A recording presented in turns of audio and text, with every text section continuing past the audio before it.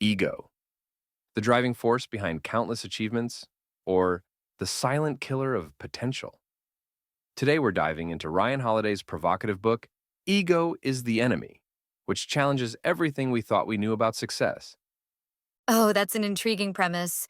What made you want to explore this book? Well, Holiday's take on ego really turns conventional wisdom on its head. We're often told to believe in ourselves and project confidence, but he argues that our ego can actually be our biggest obstacle. The book is structured around three key life stages: aspiration, success, and failure. It's like a roadmap for navigating the ego's pitfalls throughout our entire journey. Hmm? That's an interesting approach. Can you give us an example of how ego might hinder us during the aspiration stage? Sure thing. Holiday uses the example of John Wooden, the legendary basketball coach. Despite his incredible success, Wooden never stopped learning. He was constantly taking notes, observing, and improving himself. It's a powerful reminder that true growth comes from humility and an open mind, not from thinking we already have all the answers. That's fascinating. It reminds me of the Dunning-Kruger effect. You know, where people with limited knowledge in a field tend to overestimate their abilities. Exactly. That's a perfect connection. The Dunning-Kruger effect is like ego in action, blinding us to our own limitations. Holiday would probably argue that recognizing and accepting our limitations is actually the first step towards overcoming them. It's about embracing the discomfort of not knowing, rather than pretending we have all the answers. So, how does Holiday suggest we combat this ego-driven overconfidence? Well, one of his key recommendations is to adopt a student mindset. He emphasizes the importance of being a perpetual learner, always open to new ideas and perspectives. This ties into another major theme of the book: the idea of purpose over passion. Purpose over passion? That's an interesting concept. Can you elaborate on that? Sure thing. Holiday argues that passion can be fleeting and self centered, while purpose provides clarity and resilience. It's like the difference between a sprint and a marathon. Passion might get you out of the starting blocks quickly, but purpose is what keeps you going mile after mile. When we're driven by a sense of purpose, we're less likely to get caught up in ego driven behaviors. Mm, that makes sense. But I have to wonder, in a world that often seems to reward ego-driven behavior, especially in fields like business or politics, is it really possible to succeed while keeping ego in check? That's a great question, and I think it's one that Holiday addresses head on in the book. He argues that while ego driven success might be flashy and attention grabbing in the short term, it's often unsustainable.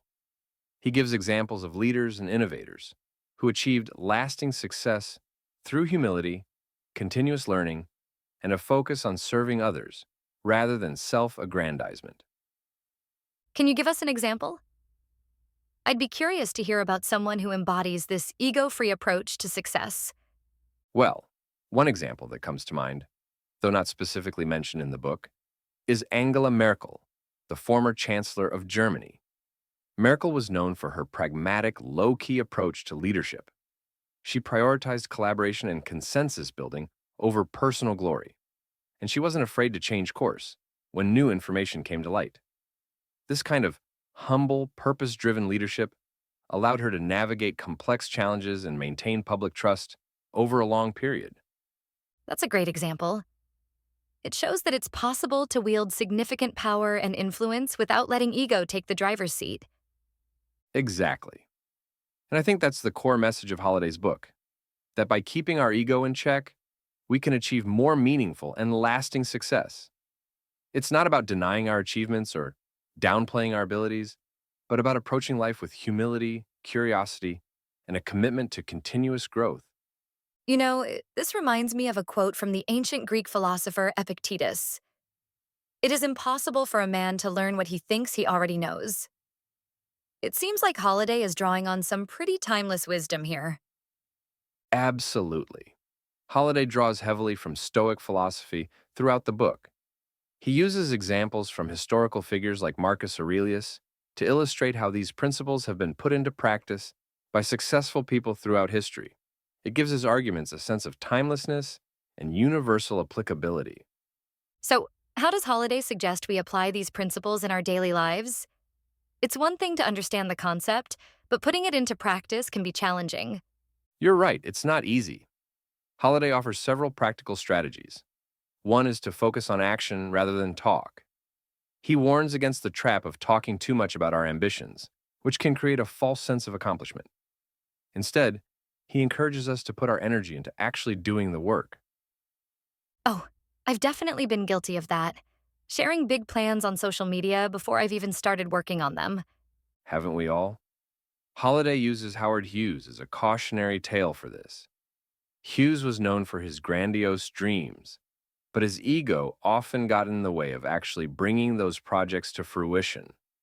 It's a reminder that action speaks louder than words. Hmm. So it's about finding a balance between confidence and humility? Exactly. Holiday makes an important distinction between confidence and ego.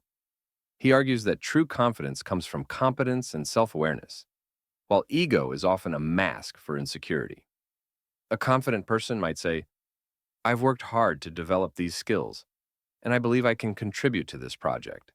An ego driven person might say, I'm the best person for this job, and no one else can do it as well as I can. That's a subtle but significant difference. It sounds like ego is the enemy is really a call for radical honesty with ourselves. That's a great way to put it. It's about stripping away the protective layers of ego and facing ourselves, our strengths, weaknesses, fears, and aspirations with clear eyed honesty. And you're right, it's not easy. It requires courage and a willingness to be vulnerable. But Holiday argues that this kind of radical self honesty is the foundation for true growth and achievement. Well, I think we've given our listeners plenty to chew on. Any final thoughts on the book? I'd say Ego is the Enemy is a must read for anyone looking to achieve long term, meaningful success. It's not always an easy read, it can be quite confronting at times. But that's what makes it so valuable. It pushes you out of your comfort zone and encourages real growth. The next time you feel your ego swelling, take a step back and ask yourself, is this helping me grow or is it holding me back? That's great advice. Thanks for this insightful discussion. I'm sure our listeners will find plenty to reflect on. It's been a pleasure. Until next time, keep learning, stay humble, and don't let your ego be the enemy. We'll catch you on the next episode of Stories with Sarah and Adam, where we continue to explore the ideas shaping our world and ourselves.